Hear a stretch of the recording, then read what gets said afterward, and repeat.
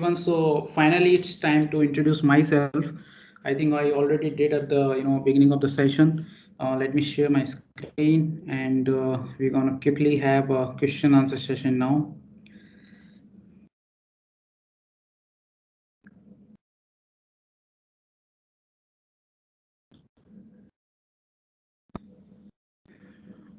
Just wanted to confirm that everyone is able to see my screen, and I'm loud and clear to everyone. We are able to see your teams. Yes, we are able to see your presentation. I'm loud and clear. Yes, Arpit. Perfect. Thank you. Thanks a lot. So I think we have covered a lot of stuff, throughout the day. We have started our session with the beginners level, and we had some sessions on the advanced level, and I think Saminder and the Gills has presented some, more advanced level of portal. So we really get glad that people are doing a lot of things on the portal, creating components, extending the customization. So it's really good. I really appreciate everyone. I got around 200 plus queries related to the portal. So unfortunately, I'll not be able to pick all those up. So I have collected only few of the queries, and most of the queries I have already answered in today's session. So on all the session, like liquid templates had a lot of questions, so I have responded only related to the liquid template sessions, and in between all the sessions I have already covered, I've already answered all the questions of your queries. Now I just wanted to give a quick start. Let me introduce myself. My name is Arpish Srivastava, and I'm a 365 Saturday ambassador, and I'm a Dynamic 365 consultant architect working in Capgemini, India. I'm a blogger, and I'm writing a blog since 2014. So I'm sharing a lot of interesting stuff related to the Power Platform, Power Apps, Azure DevOps, CI/CD. So I've been working in all the areas from last almost 10 years. So I've been sharing a lot of interesting stuff. So if you want to connect with me through my blogs, you can simply find my blogs on the Google Earth Dynamics CRM blog.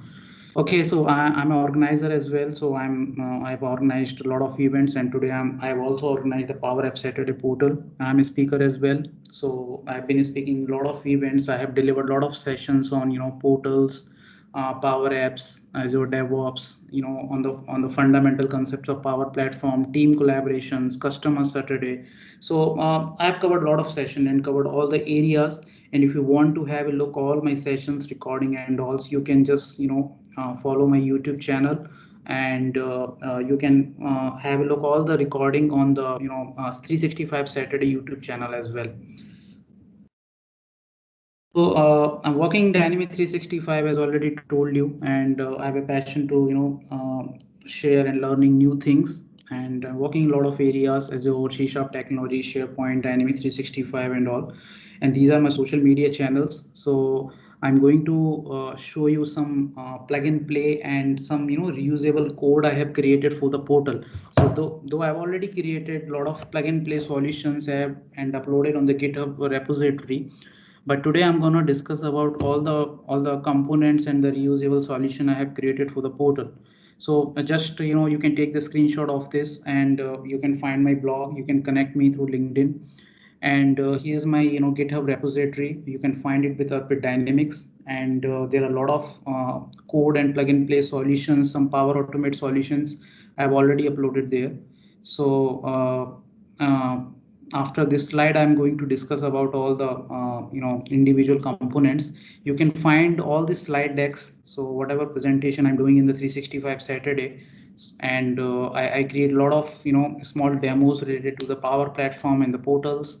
So you can just subscribe me on my YouTube channel to get all the recordings and the slide decks as well. So let's quickly discuss about my plug and play solution. So what why I'm discussing about that. I just wanted to let you guys, everyone, know that please have a look my articles on the blogs, that I have put so much effort to to mitigate all the business requirement. There are a lot of challenges that community members are facing, and I'm really appreciating all the community members. They get in touch with me through various social media channels, and they personally ask me to design the solutions, and they tell me about their business requirement, what challenges they are facing actually. And based on their requirement and ideas, I actually get to know that what are the people what is the main challenges the people are facing. So based on that, I create a lot of components, and there are a few components that I'm going to share. Is the first thing that I've recently created my component is the portal lookup editor. So there is a very common requirement that I directly want to edit the portal lookup. So I think in the dynamic CRM, you can directly click on the lookup record and it opens the dialog box, right? So but the same feature is not there on the portal, and I got a lot of business requirement, a lot of community folks asking about it. Is there any way that we can implement something on the portal? So here's the link where you can find the complete code. Okay, so I have used the liquid templates, I have used the all the portal configurations like site settings, site markers, scripting, and the liquid templates, and all these with the combination of all these out of box features of the portal, I have provided this the editor control. So what this editor control does is, you can directly edit the lookup record, and I have made this configurable. Some there might be the possibility that you don't want to give the edit permission to the user, you just want to give the view permission to the user. So that is also possible. You just need to create a simple site setting. I'm not going to go through my article. You can simply have a look this article where I have provided all the site setting. You just need to turn on the site setting whether you want to give the lookup editor control or lookup view control. Okay, so based on that, you can just simply change this pencil icon to the eye icon. Okay, so you can just simply view it, otherwise you can edit it as well. So this is the control that you can have a look. The second control is the portal search control. I think that is already there in the CRM and the Dynamics 365. You can directly put the title and directly search the various records based on that the title or some special characters. But there is no functionality on the portal where you can directly search the stuff on the lookup. You need to open the lookup dialog, the model pop up, then you get the search option. You have to search there, then you have to select the record. So I think sometimes it's from the user perspective, it doesn't look good. So maybe you can have a look my this blog to uh, simply get the code that how you can implement the portal search control. Okay, the third is the automate portal custom backup. I think Gills has already mentioned this in their blog that there is no way in the portal available where you can take the backup of your custom code.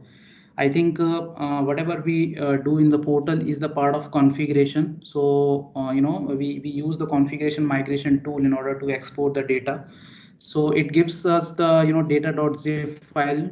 I think if someone has already did the deployment using configuration migration, so they might know that it gives us the data.zip file. So portal configuration is nothing but the metadata.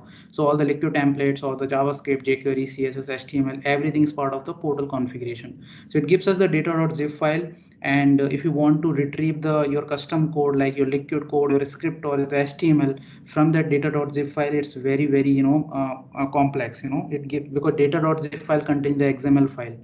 So there is currently no way available in the portal where you can take the automate backup.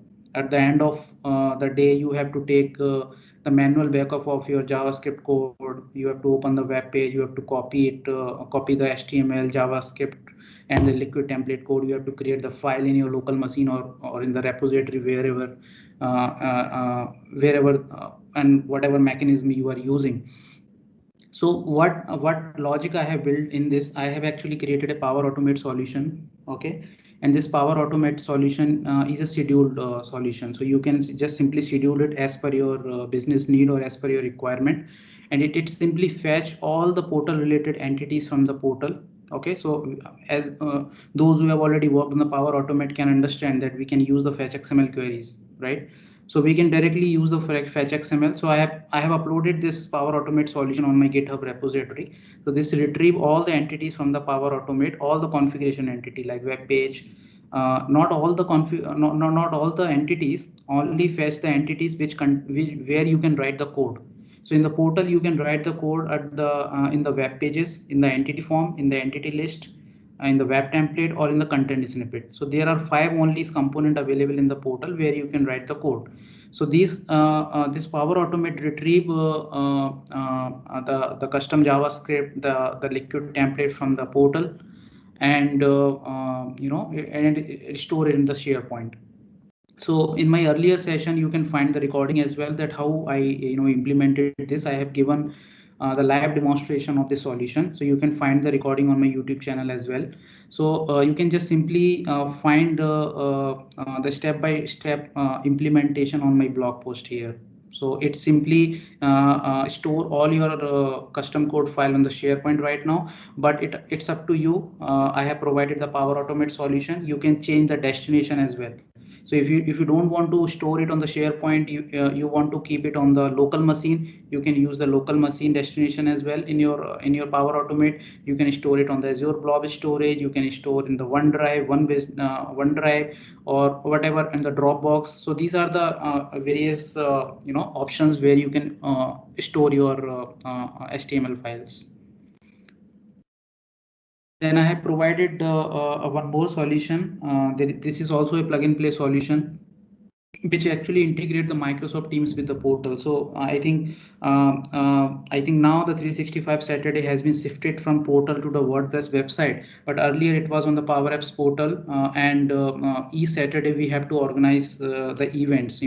So it was very difficult to manage all the attendees, or the organizers and the participants, to send them the invite, handle the registration, handle the approval process, create the Microsoft Teams, send the invitation. So there are a lot of things was involved in that to arrange a particular session in the 365 Saturday.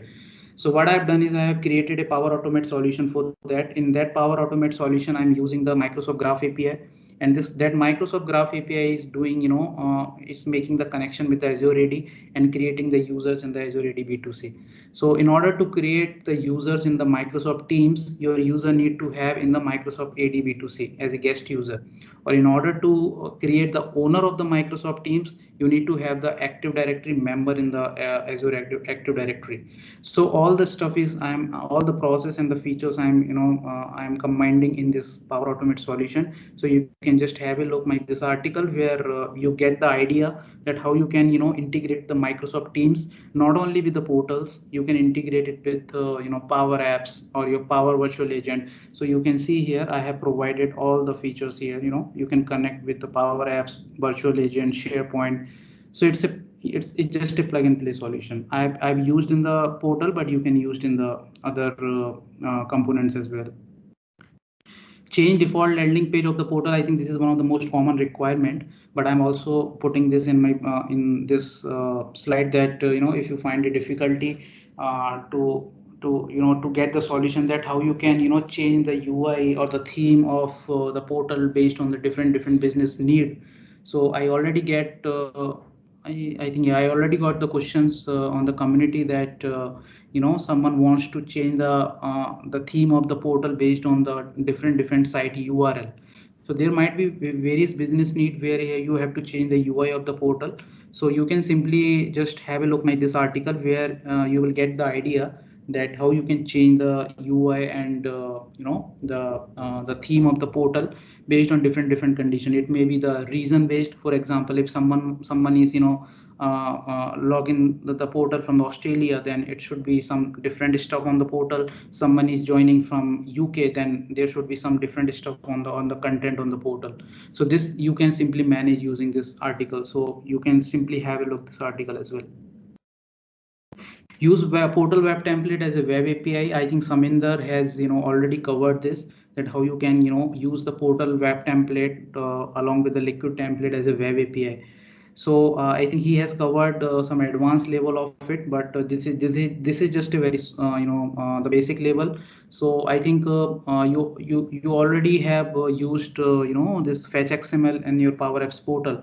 But the major challenge you might have faced with the fetch XML is that you cannot change the order of the fetch XML. For example, if I want to run my fetch XML after a particular condition, or after some event has triggered, then only my fetch xml should run, then that is not possible out of box. It will the fetch xml out of box will always run on the load of the page, because you have to write the fetch xml on top of the page, right? So this is the one thing. And the second thing, I cannot trigger my fetch xml on demand.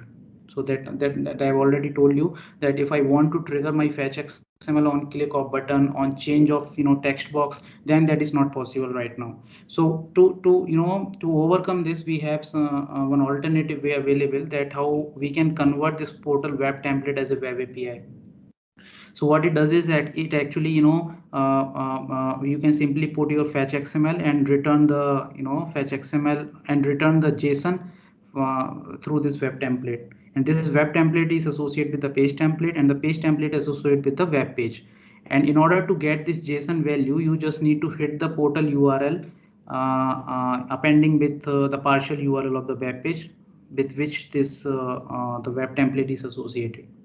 So by doing this, you will get the URL, and you just simply call that URL based upon your need. So I have actually written an article to create a editable subgrid.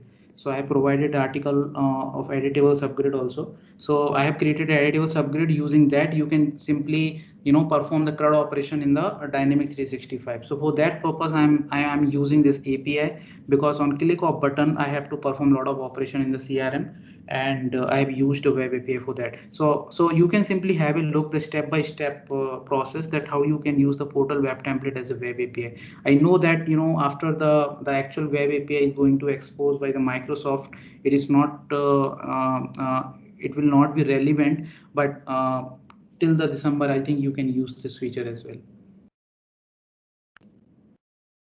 So after the plug and play solution, I would like to discuss about few things. I would firstly like to discuss about the portal best practices. So I have been actually working in the portal since it was born. So I think we used to call it as ADX Studio portal. So it almost been around 5 to 6 year I'm working in the portal. So obviously I got a lot of challenging requirement. I have seen the growth of the portal. So I have collected various best practices based on my experience. I'm not saying that that all the best practices will be correct, but based on my experience, how I follow in my in the portal projects. So I have collected all the best practices that I think you should have a look, because you get an idea about all the components and the feature of the portal. But I think now it's time to have a look all the best practices. Otherwise you will end up you will end up messing up everything on the portal. Okay. And I will be discussing about some known issue of the portal. So I think it's very good to know about all the known issue of the portal before investigating it, or before putting more effort to analyze it. So if there is already listed by Microsoft that it is a known issue, then you should avoid that investigation, and avoid that functionality implement on the portal. What is the best way to debug and troubleshoot tips? I think this has been covered by Gills as well, but I'm also going to share a few important tips based on my experience, that how you can debug and troubleshoot the portals. And obviously I'm going to take the questions of all the community members. So I'm not going to put more effort on the best practices, because it will take long. So after this session I will share I'm going to create an article on the same, and I will put all the portal best practices on that, and share with all of you. So you can have a look all the portal best practices on my article. Okay. So let's quickly check. I'm not going to discuss all individual best practices, but just quickly have a look the general best practices. So choose correct portal type. Sometimes you don't know about which portal type is used for what purpose. So I think this is the starting point of your portal. So the first thing is that identify the business need, and just map with your portal type that which portal will be the best fit for your client requirement. Now how I will get to know about it, that which portal is best fit for my organization, or my client or the customer business need, I'm going to discuss about that in the query section. So I think someone has already asked this question, that how will I get to know that where portal fits and where portal doesn't fit. Okay.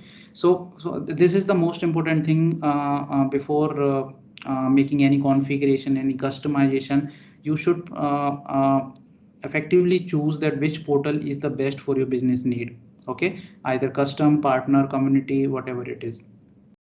Same like the portal type, you need to identify that you have to plan your portal pricing and licensing. So you have to put more effort to analyze your users, that what is the audience of the user, who is going to be the audience of the user, how many internal user is going to use the portal, how many will be the outside or the external users will use the portal.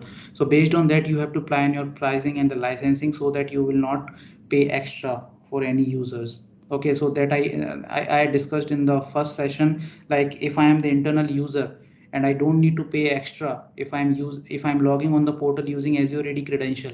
But if I'm logging on the portal using Facebook and the LinkedIn, I have to pay means my organization have to pay for me.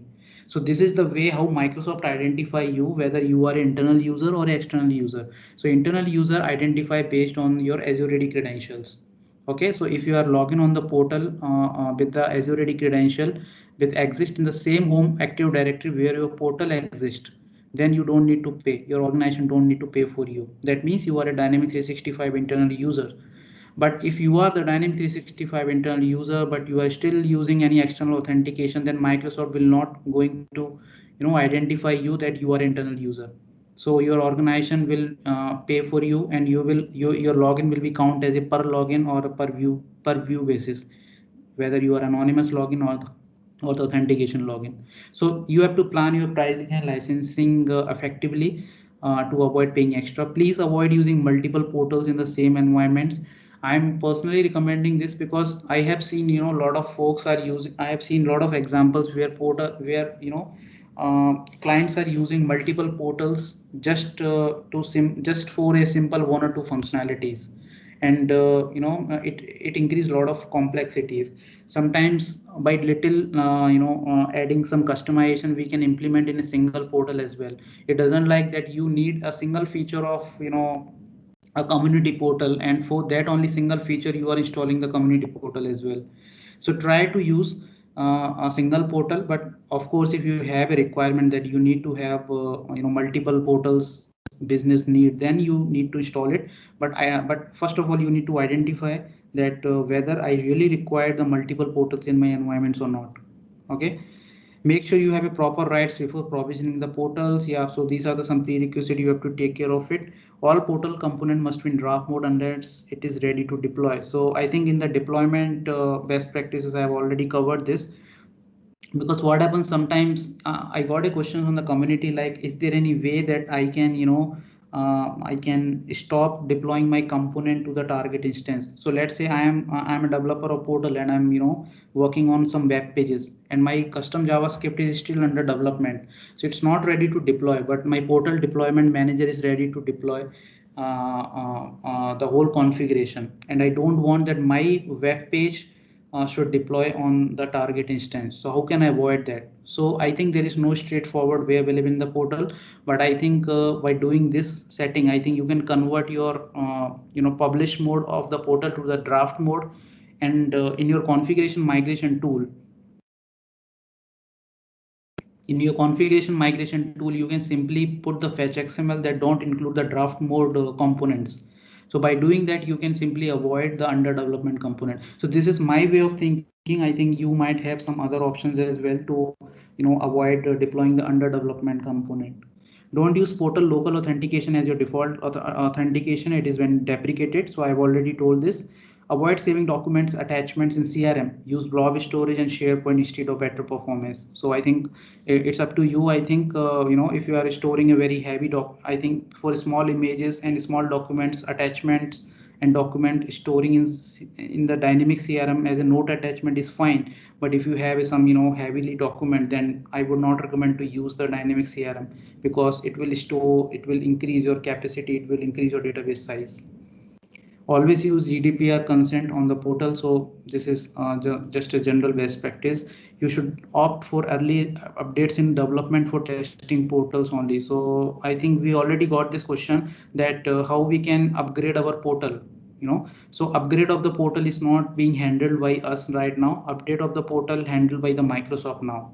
Earlier version we have to upgrade it manually, but nowadays on the portal administration center we have an option to enable the upgrade. So in the best practices you have to make sure that your upgrade should be done on the development and the testing instance, but that setting should not be enabled on the production instance. So that is the best practices you have to keep in mind. Web page, there are a lot of best practices of the web pages. Naming convention, you have to do the meaningful, manage localized content effectively, make sure your JavaScript and form list associate with the web pages available in the localized content as well. Because what happens sometimes is I have seen a lot of folks spend a lot of time on the troubleshooting that they have written the JavaScript in the web pages, but still that JavaScript is not reflecting on the portal. So what happen is whenever you configure a language in your portal, it creates a localized content. For example, if I have configured through three languages, French, Japanese, Chinese, and the English language, so the three localized content will get created. So if you have to create a web page and you have to write the JavaScript, you have to copy the JavaScript manually on all the localized content. Okay, so don't forget that. So sometimes what happen is on the English page it is working fine, but on the Chinese page it's not working. Okay, don't use white spaces in the partial URLs. Your partial URL name must be meaningful, like create case or submit inquiry, and don't include white spaces. Okay, otherwise it will append some additional character. Always use web page access control rules. So this is because sometimes we implement the security on the portal, but we usually forget to implement the web page access control rule. So it is started get exposed to the anonymous user as well. So if you are if you are on the create ticket page and you are signing in out, and after signing out you are still able to view that page. So just make sure that on every web page you enabling the web page access control rule, unless it is required to expose to the anonymous user. Don't use the change enable tracking option on the portal because it's been deprecated, and always use very light images on the portal to avoid the performance issue. Same, I have couple of best practices based on the entity form, on the entity list.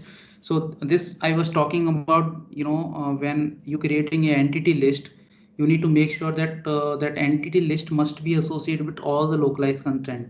Okay, so if you have three localized content, then what happens sometime is you made some changes in the entity form, you removed it from the web page.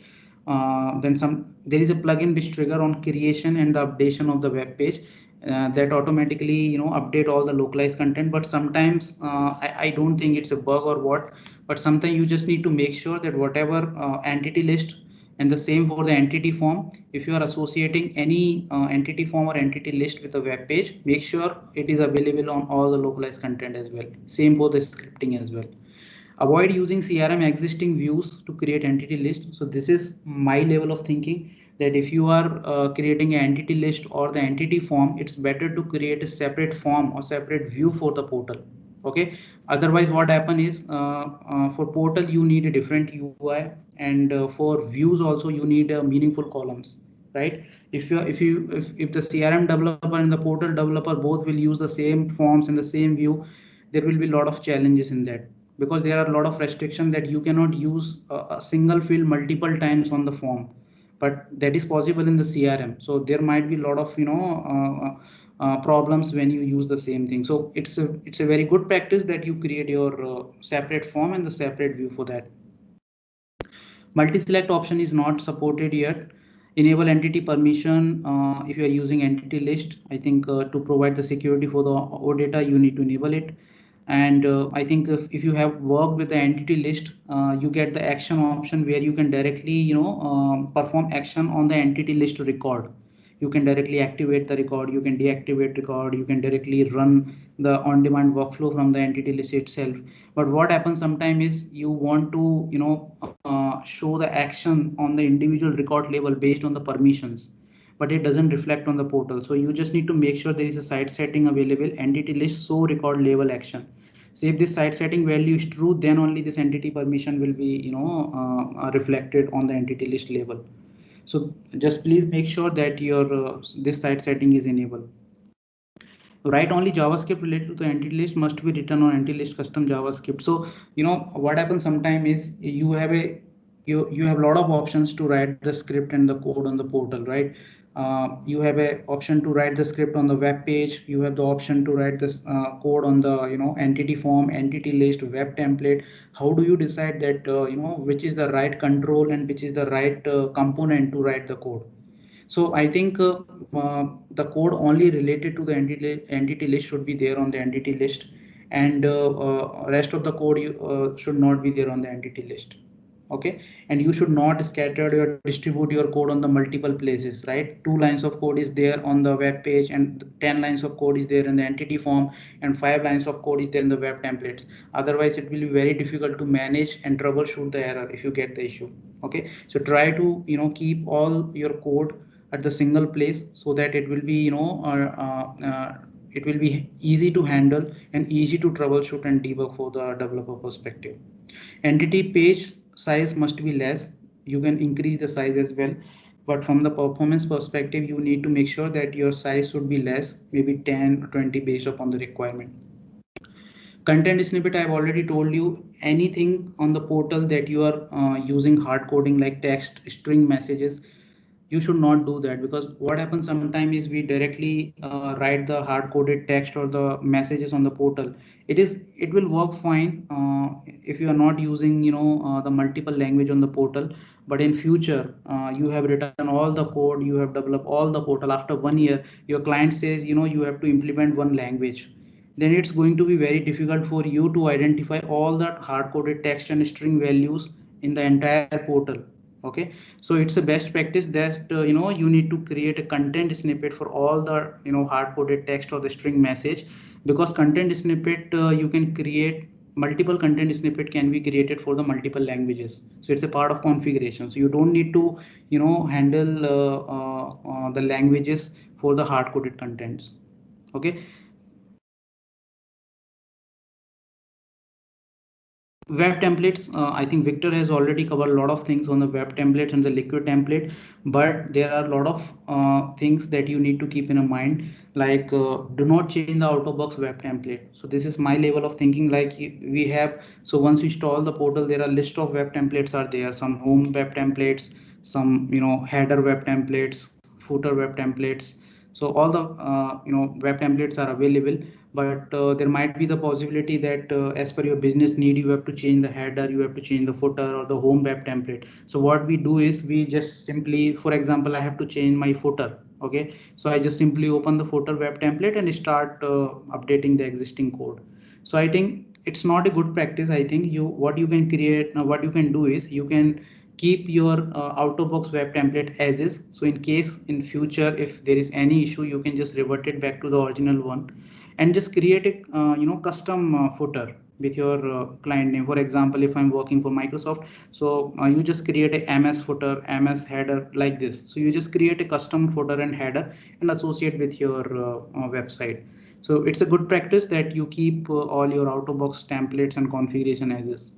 Any web template to avoid writing simple code multiple times. So if you have a requirement in the portal that the same code you have to use multiple times, okay, there might be the possibility that you have to use the loader. Okay, and the loader you need to show on multiple web pages. So it's not a good practice that you use the 5 to 6 line of loader code on each web pages. So instead of that, you can just simply create a web template and include that web template on all the web pages. So it's a good practice, right? You don't need to increase your code lines, and you can simply reuse the code. Are you everyone following me? I'm just wanted to confirm everyone is listening me, right? Yes. Right, Arpit. Yes. Yeah, thanks a lot. Thank you. Okay, so this is the best practice related to the the reusability. apply a proper entity permission if you are using fetch xml. I think it's I know that I'm not going to present anything. I'm discussing a lot of theory, but I think it's good to consider each and everything, because I have collected everything based on my understandings and experience. So you should keep in mind these things, because otherwise there are a lot of issues and the problems occur in the future. Once you develop the portal, then you end up messing everything.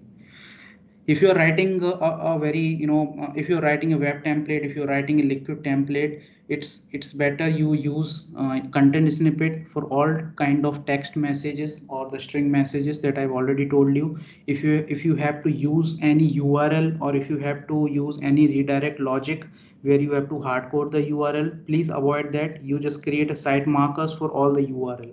Okay. So the the basic objective is that don't hard code anything in your code. Keep it configuration. Keep it in a configuration because it's already there in the portal. There are a lot of things where you need to configure, like in the crm we write plugins, we write web resources, and we need to keep a lot of things in the configuration. So for that purpose we used to create configuration entity sometimes. But if you have a portal installed already, we have a site setting. So site setting is basically the key value pair.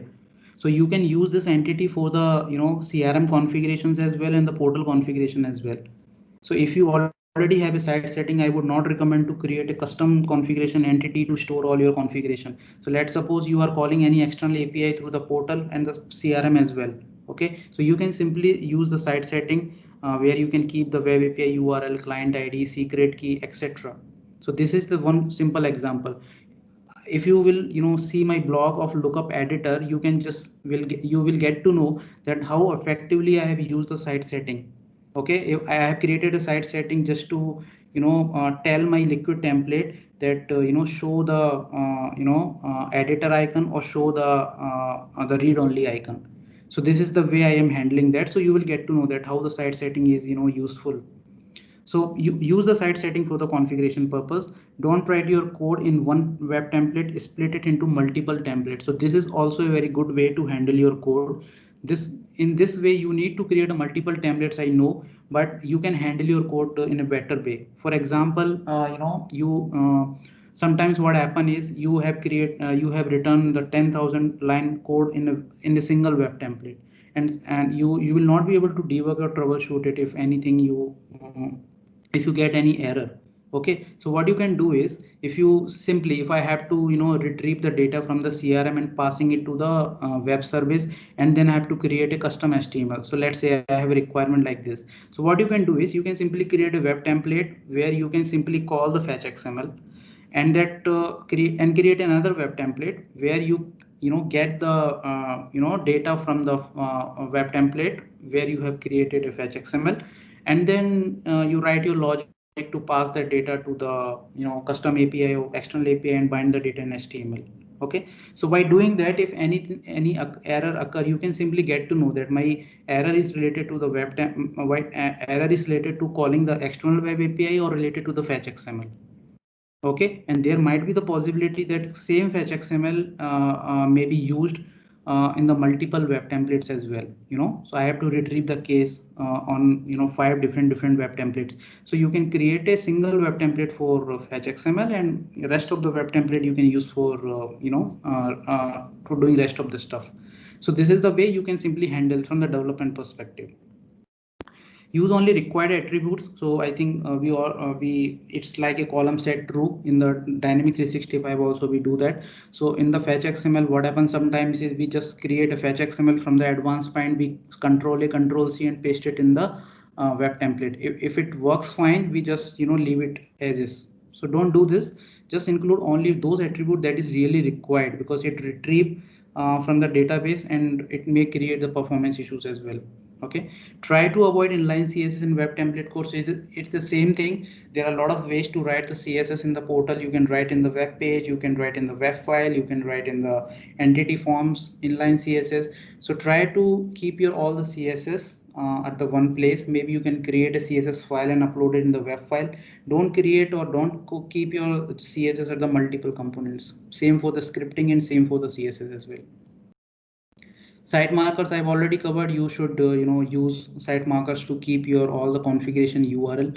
Site setting should be used to store the configuration, but there is a very important point I have highlighted here. There are few site settings available which when you change the site setting, when you change the value of the site setting, you need to restart the portal. I know, like for some instances, all the site setting immediately reflect on the portal, but I personally observed this. I have restarted the portal, then it immediately reflected. So just in a case, if your site setting changes not reflecting on the portal, just refresh the portal first. If that cache refreshing is not working, then restart the portal. Okay. And one more thing, like when we deploy our portal from source to target instance, it is not necessary that you include the site setting every time. It depends on what type of site settings you are having. So for example, if I have configured the Azure AD B2C, so Azure AD B2C site setting will be different for development, for the testing, for the UAT. So if you will include the development site settings in your deployment, your testing and the production site setting will get meshed. Okay, so you have to plan properly that any of your site setting which is different, instance specific, then you don't need to include in your portal deployment. Otherwise you will mess up everything. Web file, you should not change the portal bootstrap css file. What happens sometimes is we just simply download the bootstrap min.css of out of box portal and start changing in that. So to avoid that, what we can do is we can create our custom bootstrap css and we can upload it on top of it. So what happen is, if something messed, if something is not working properly, we will be having our out of box portal css available. So don't change the out of box one, create your own css and upload it on top of it. Avoid attaching the large file from the performance perspective.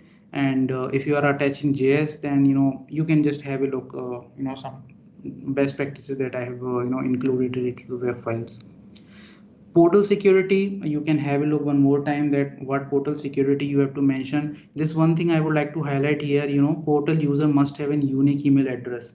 So sometimes you implement the portal and client has a requirement that I have a requirement like on the portal I want to keep the duplicate email id. I have a requirement like that.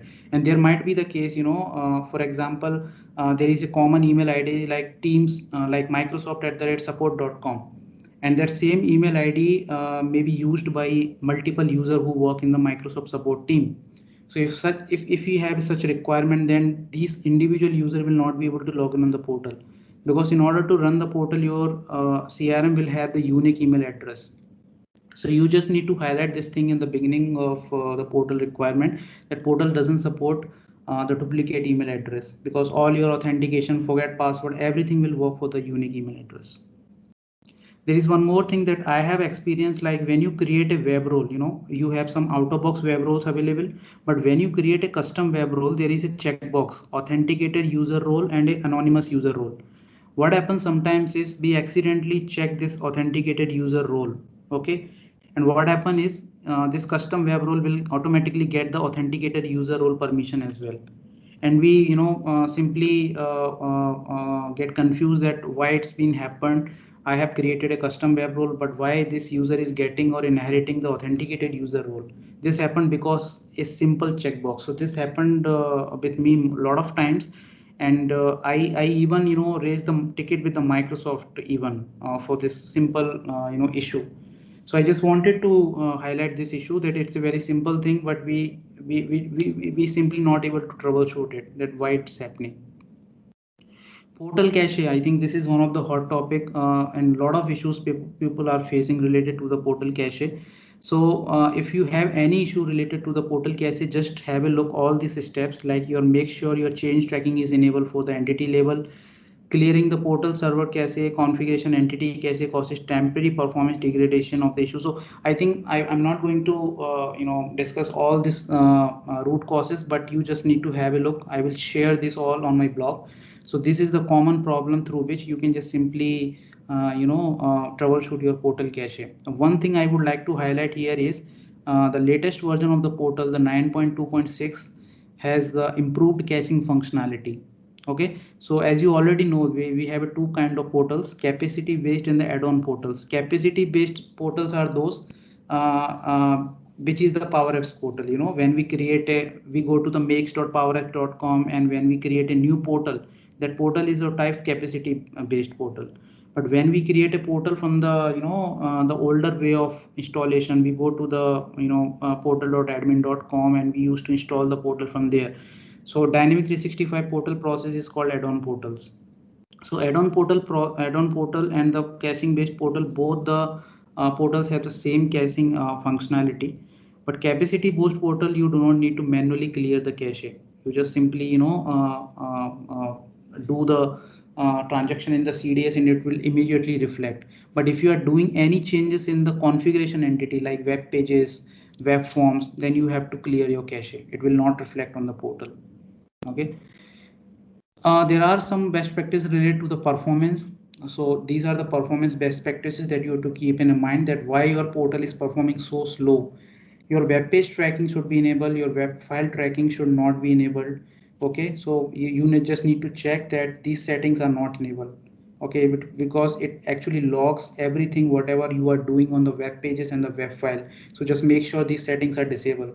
Logging tracking enables. Okay, header output cache disabled. So out of box this site setting value is false, but you just need to make sure that you just keeping this value as a true. So every time on the portal your header and the footer will not be loaded. Okay, it will be part of cache, otherwise it will create a performance issue. Don't create multiple web file records. Okay, it will create also a issue related to the performance. Entity form lookup configurations, don't put so much lookups on the entity forms, and especially the related entity records. So I think there is some field service, sorry, some party list type of lookups, some regarding lookups, where the lookups refer to the multiple entities. So these kind of lookups always create a performance issue. And you when you convert the entity form lookup to a drop down, you should not do it if the number of records is too much, otherwise it will create also a performance issue. Number of web roles should be less. So this is also a thing you should keep in mind, the number of web roles should be less in your portal. Portal deployment best practices, you can have a look. Now I just want to jump into the portal known issues. I'm not also not going to discuss about all these issue. I'm going to put this on my blog, so you can just have a look all this known issue of the portal. It's like Yahoo currently is not supported as authentication, so you should not put more effort and investigate on this issue if it is already there mentioned by the Microsoft. So there are few issues related to the PowerApps portal studio as well, so you can have a look here. Yeah, now there are few things that you need to understand, that how portal debugging and troubleshooting tips are there. If there are few cases where your portal site is down, okay, your portal site is not working, your website is not working, then what is the most troubleshooting stuff, most common troubleshooting stuff that you need to check first. You first need to check that whether the portal has been enabled or not, because what happens sometimes is automatically due to some internal resources or the services of the Microsoft, your portal gets disabled. So you just need to make sure your portal is enabled. If other common data service apps are accessible, so you just need to check whether your Dynamics is not down, your Dynamics 365 other apps are also working. Okay, issue that might have occurred with the infrastructure services that portal depend on, such as Microsoft AD, Web Apps features of Azure AD Service Web Apps. So there might be Microsoft issues as well. And if advisory exists on the Microsoft Dynamics 365 Center, and admins should also investigate whether some of the portal metadata has been recently modified. So you just need to make sure that what are the recently changes been done on the portal, and you just need to revert it back in order to reproduce that issue. So these are the common troubleshooting tips in order to resolve your portal site issues. Portal pages and the functionality related issues. So you can disable custom error from the portal admin center. I think Ambase has already demonstrated this to us, that when get any error on the portal, you don't you usually get the generic message. So you just disable it in order to see the whole yellow page, the server error, what is there. or if you have a requirement to create your own custom error message, you don't want to show the something went wrong error message, you want to show your customized error message, so you can just create a site setting, sorry, the content snippet with the name portal generic error, and that portal generic error you can create your html and value, and you can just simply change the custom error message as well. You can enable the diagnostic logging to view detailed error log in the Azure Blob storage. Okay, so these are all the settings that you will get on the portal administrator page. Or sometimes what happen is you get the issue related to the plugins, but the exact message doesn't appear on the portal. So what you need to do is you just need to enable the site setting in order to get the exact error message. Scripting related error, you can just simply find it on the browser console.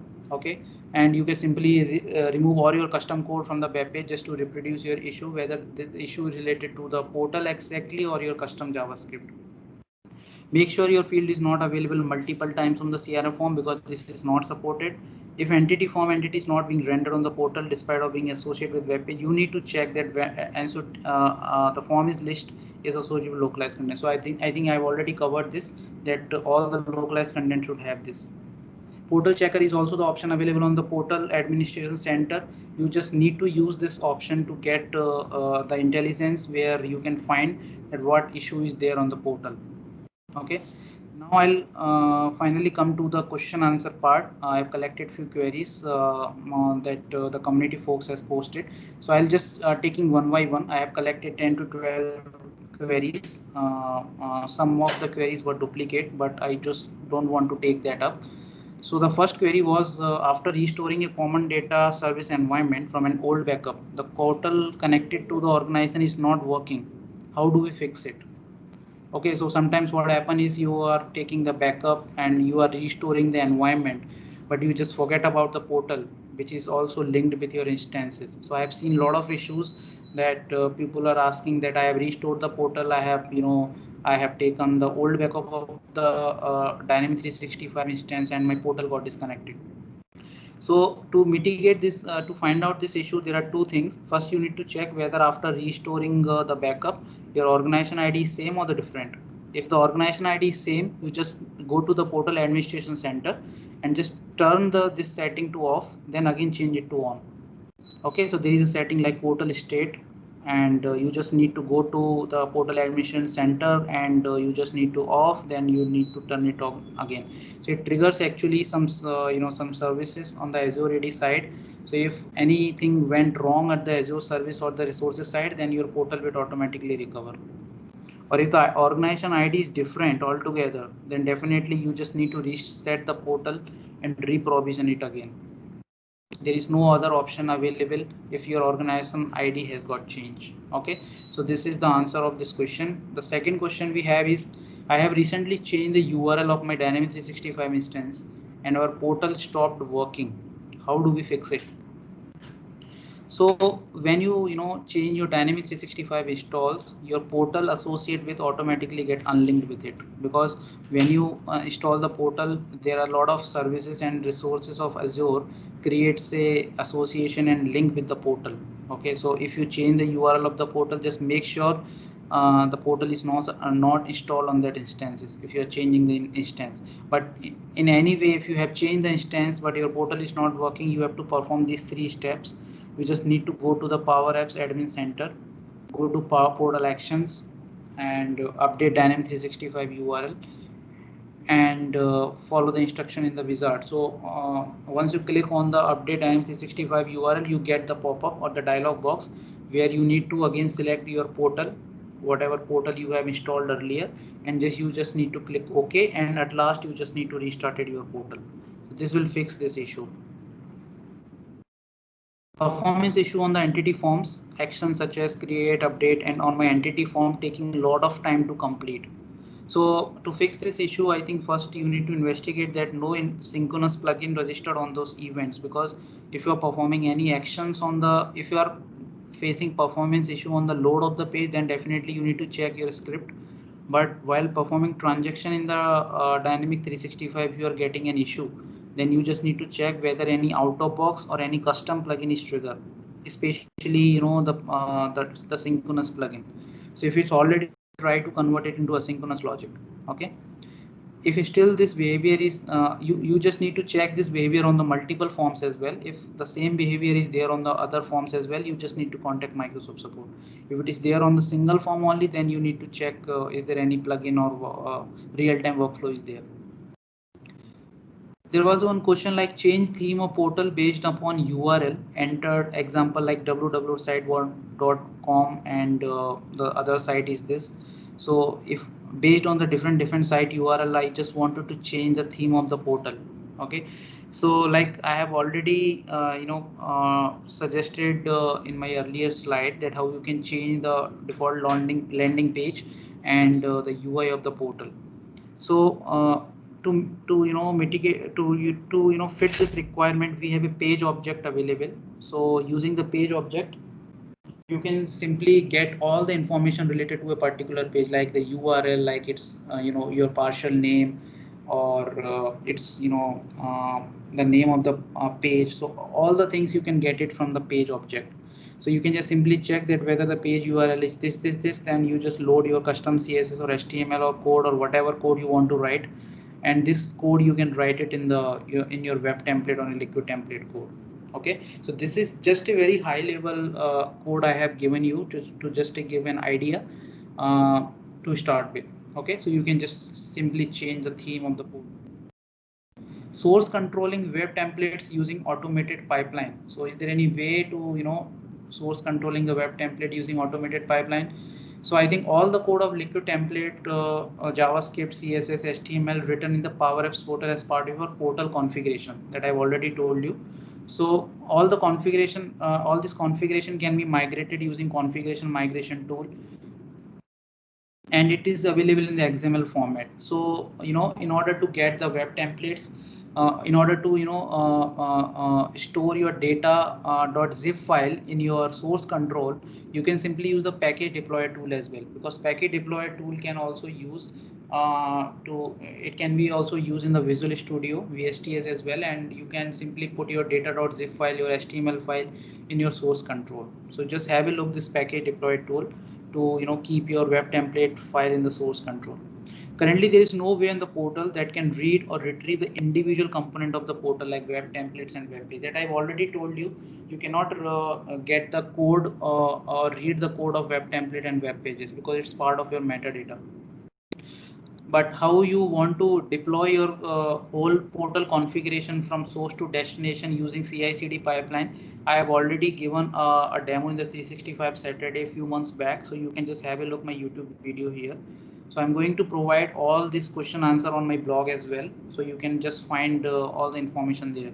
Okay, will you discuss about portal integration as well? So this was a very common question. I think the portal integration may be related to a lot of things. You can integrate your portal with external APIs, so you can call any external APIs or third-party APIs and bind your data in your custom HTML table. You can directly call your Power Automate with the Power Apps portal. So in the Power Automate, you have 250 plus connectors available, so you can simply call the HTTP request, or lot of integrations possibilities are there when you call the portal Power Automate through the portals. You can simply use the OAuth 2.0 implicit grant flow as well. So if any external customer API wants to get the context of the portal user, for example, any of the client API that your customer has provided, your client has provided, and that API wants to get the logged in user details. So there is a very common requirement, right? So for that purpose, you can just simply have a look OAuth 2.0 implicit grant flow. There is a feature in the portal that provide you the authentication token and the logged in user details. Okay, we can also make the HTTP request to Power Automate, and I think that is also possible. Portal can be integrated with the Power Platform components like Canvas app, Power App, Virtual Agent, Power BI. So I think if my portal is open here, so this is the portal. You can see here I have simply provided the omni-channel integration as well here. So I have a chatbot over here. So Power Virtual Agent I have integrated. I have embedded the Canvas app as well, and I have embedded the omni-channel integration where human can directly interact with the with the customer users. with the customers, right? So there is a lot of possibility we can integrate the Power BI. So Bill's I think already demonstrated to us that you can integrate the Power BI. So there is a lot of capabilities nowadays in the Power Apps portal. Now we are going to have the web API available. So I think we are going to extend the integration of the portal using web API as well. Portal can also be integrated with any external website or can be embedded in iframe. However, passing the data and SSO login is depend on the authentication mechanism used by both the parties. So there might be a requirement where your client wants, like I want to show the Power Apps portal in their iframe. So that is also a possible. But if they are looking for the single sign-on, then it depends on the what authentication they are using. Okay. The next we have any tools or method to debug the liquid template. So the single word answer is no. I think there is no tool or method available, but I think you can use the developer tool that is that is you can install at the browser level. I think Saminder was demonstrating something, so you can use that debug tool as well. So I'm not sure whether it will provide you the debugging capabilities same like we can do in the Visual Studio, but I will only say that there is no direct option available right now to debug your liquid code. But from the development perspective, if you just wanted to debug whether which line of code is giving error or which line is working fine, you can just simply write this code console.log or the alert. Okay, so before writing the console.log or alert, you just need to put the script tag, because it is this line is part of your JavaScript. So you can if your this line is displaying and after the console log dot line is not displaying, that means your code is working till this particular line. So the single word answer is no, you cannot use the liquid template. There was a question like, where do you see Power Apps portal fit well and where you find that we cannot use the portal? So based on my understanding and experiences, I have put a lot of points like where I feel the Power Apps portal is the best fit and where I feel that Power Apps portal is not the best fit. So heavy customization, not fit. Heavy transaction and high site performance, not fit. If you want to integrate with the Microsoft out-of-box products like Dynamics 365, SharePoint, Power BI, Canvas app, fit. External authentications, some out-of-box social media integrations, Facebook, Twitter, I think it's a good fit. I think you just need to make the site setting. You don't need to write a code. So it's the best fit for all the kind of authentication. If the data resides outside CDS, I don't think the Power portal is fit, because you can create a API, you can create the Power Automate, you can fetch the data from any of the custom API and bind it on the portal. But I would not recommend, because it will require highly customization. As long as your data is not there in the CDS, I would not recommend to use the portal. Large user set, not fit from the licensing perspective. Low code, no code, good to go.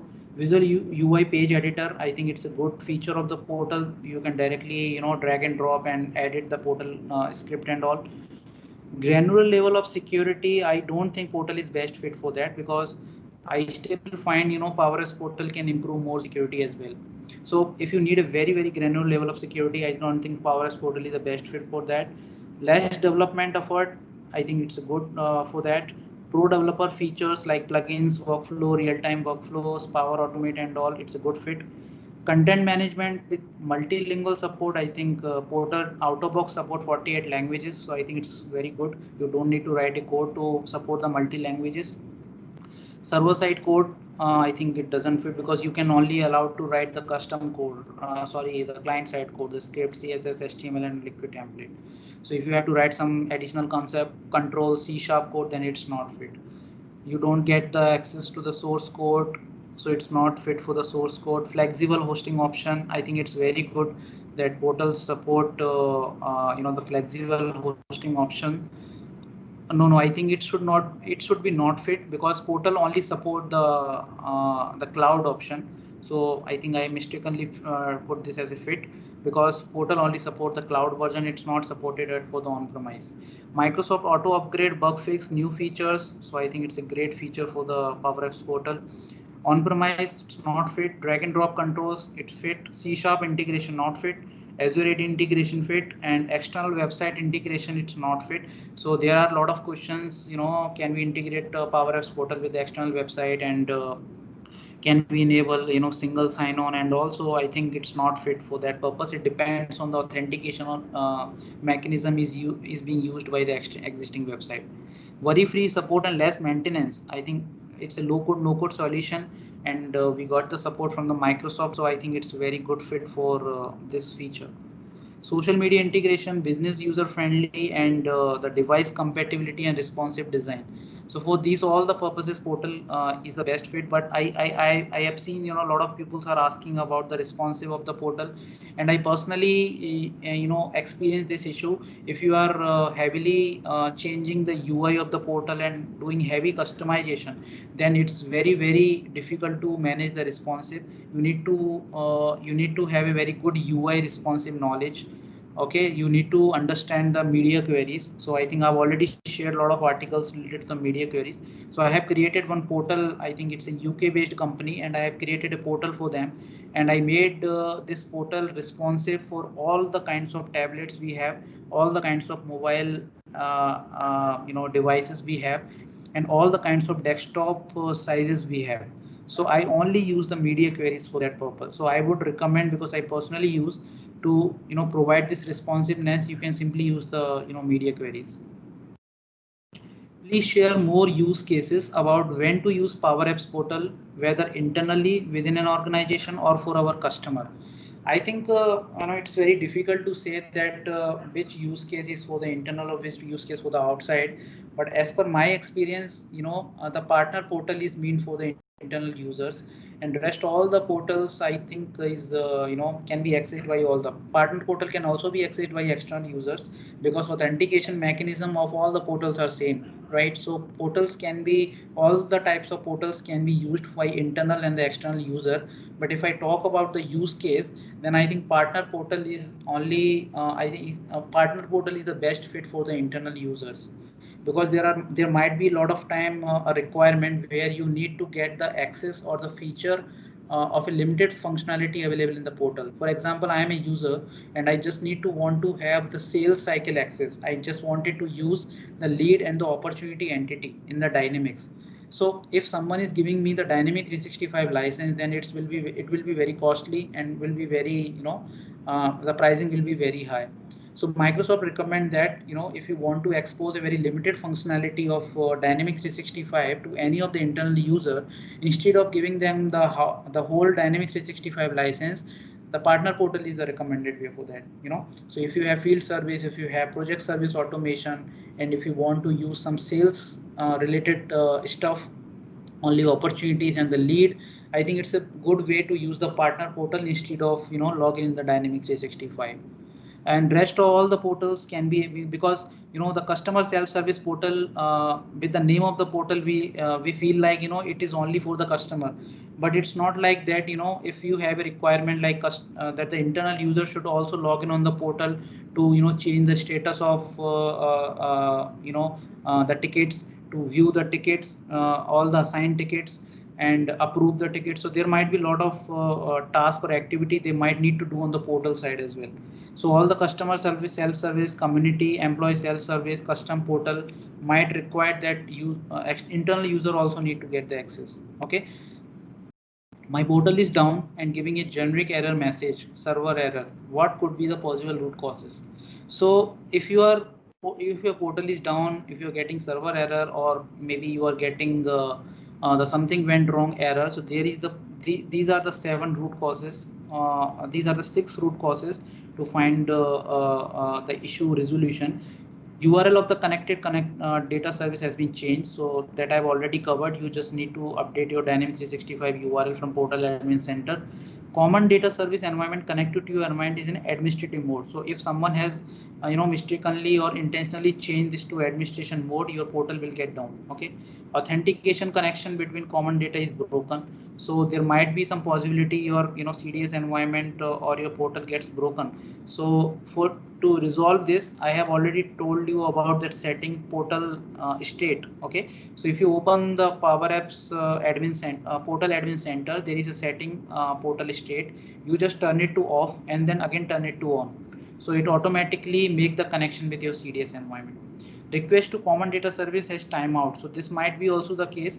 So if the timeout is there, so you just need to restart your portal. So sometimes restart the portal can also resolve your issue.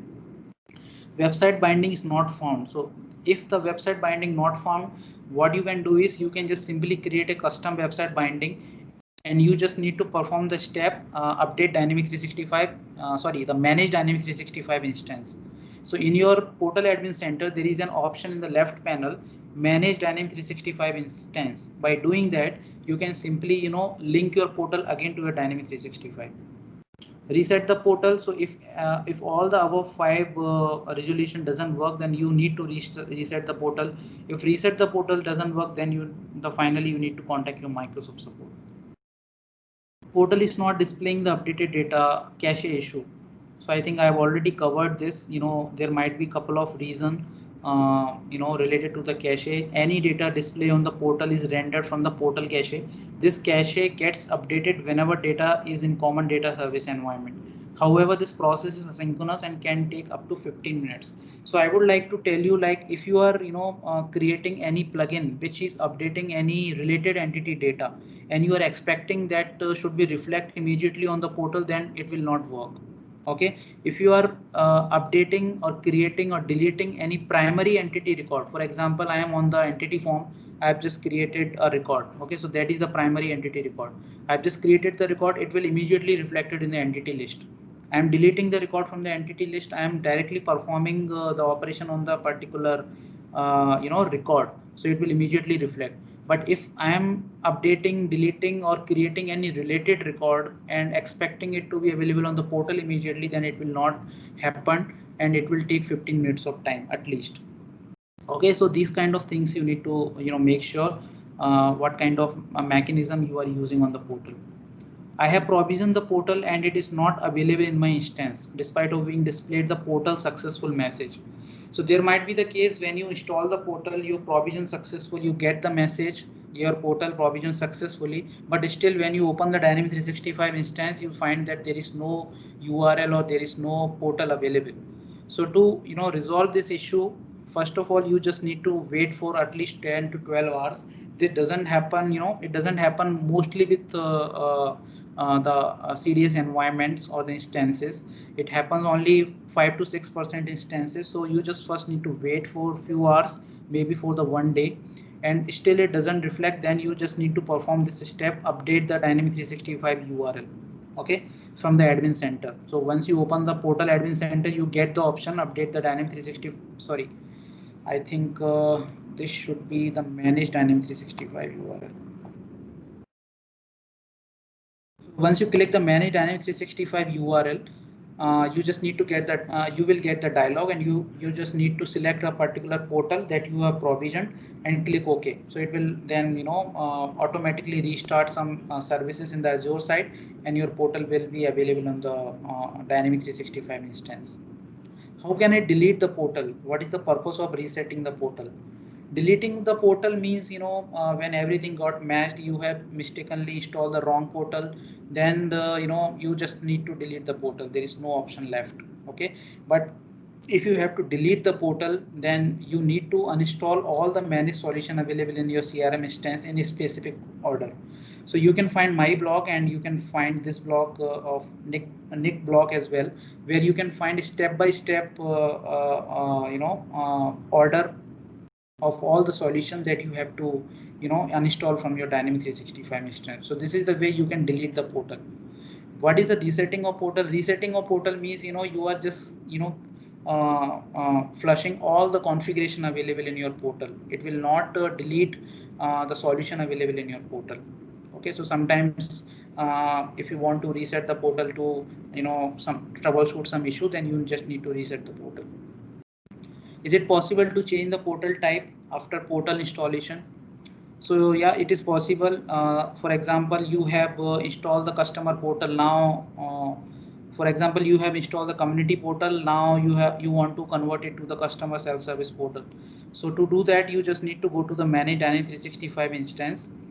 Under the admin account, you just need to select the portal administrator, portal audience to customer, and then select the portal type, and then submit. So this way you can just simply change your portal type as well after the installation.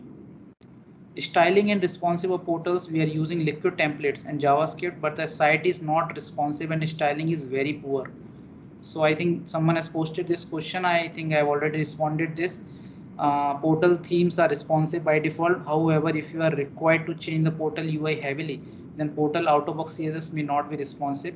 To make your custom theme UI responsive, you just need to use media queries for mobile and tablets, and try to avoid writing your DOM or creating dynamic HTML element. Okay, otherwise you will not be able to use the media queries for your DOM element.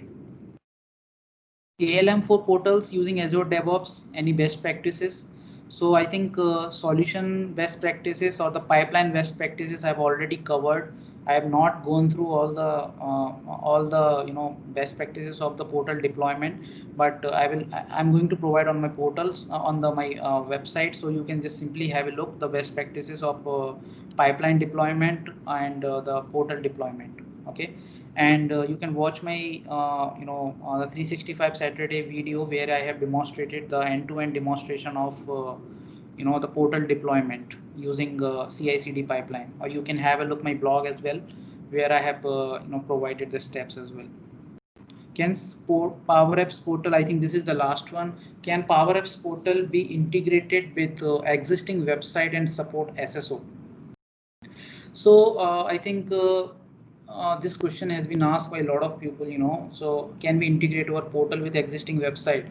So I think I know about the Azure AD and the Azure AD B2C. I think as long as your existing website is using the Azure AD and the B2C authentication, then you can integrate your portal with existing website and support SSO. But if your existing website is using some any other authentication mechanism, for example SQL authentication, Oracle authentication, then this is not the supported way. Okay, so this is the final answer of these questions, and there are few questions and all the queries I am going to post it on my blog. So on this slide, each and every content of this slide is also going to be available on my blog. So if you have any further questions now, then you can ask me.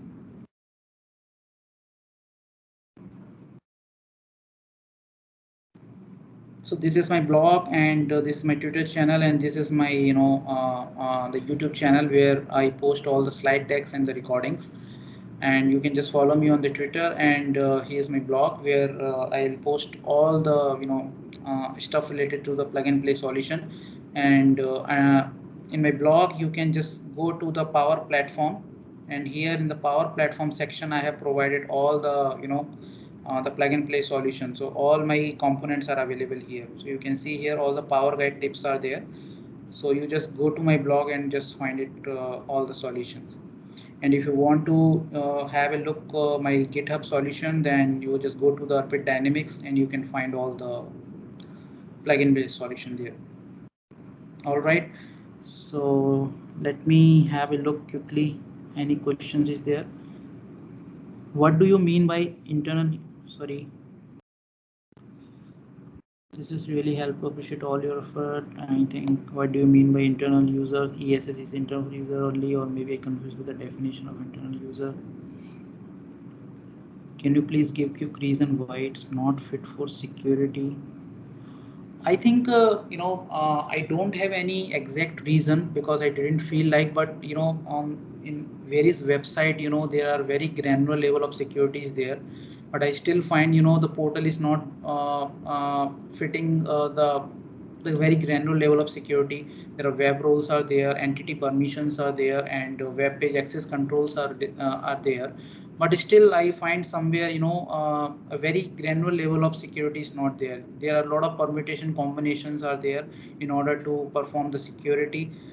But like the way we have a security in the CRM, we have a multiple layer security architecture, but on the portal maybe in the future, but I think most of the business requirement we covered in the security. But I am just talking about in terms of some some heavy website. So if you are going to create any very large website using Power Apps portal, where you require to have a very granular level of security, in that case I think it's not a good fit actually. Can PowerApps portal be used as a form stack replacement? I'm really not sure what is you mean by form stack.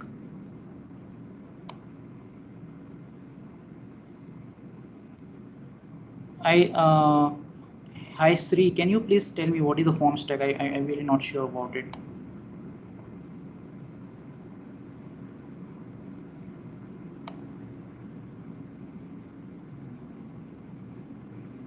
Need to drop off. Yeah, it was a great day. Thanks. Okay, so I think most of the questions has been covered, and I would like to thank everyone again for joining this today's session and putting all your and I would like to again thank you all the speakers who are putting all the efforts to present the best content, and I would like to thank Ras for providing this platform and giving everyone a chance to share and learn the knowledge with everyone and making our power community stronger and more powerful. And we are looking forward to organize such more session. And a very again I would like to thank each and everyone for joining this session. If you have further questions related to the Power Apps portal, you just keep in touch with me. I'm going to available all the time on my blog or on my YouTube channel or on my Twitter. So you just connect with me through the LinkedIn, and you just post your question there, and I will be respond there. Okay. Okay, thanks a lot. Thanks everyone for your time, and have a great weekend tomorrow. Okay, thanks a lot. Thank you. Bye bye. I'm closing this call.